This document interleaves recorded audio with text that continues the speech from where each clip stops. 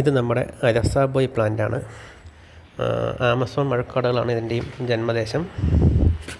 എല്ലാവരും ചോദിക്കാറുണ്ട് ഇത് നല്ല ഫ്രൂട്ടാണോ എന്ന് പലരും ചോദിക്കാറുണ്ട്. ഇത് പൊതുവേ എല്ലാവരും മോശം അഭിപ്രായമാണ് പറയുന്നത്. പക്ഷേ ഇത് ജ്യൂസ് അടിക്കാൻ ഏറ്റവും മികച്ച പഴങ്ങളിലൊന്നാണ് രസാബോയ്. ഇത് നല്ല പുളിയാണ്. നല്ല പുളിയാണെങ്കിൽ കൂടിയും അതി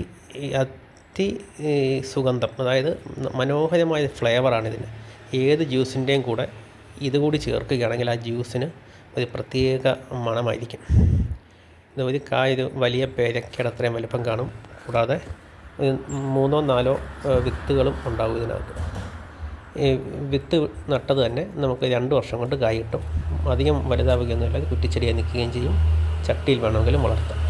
എൻ്റെ അഭിപ്രായത്തിൽ ഇത് നാരങ്ങയൊക്കെ പോലെ നമുക്ക് ഉപയോഗിക്കാൻ പറ്റിയ ഒരു ചെടിയാണ്.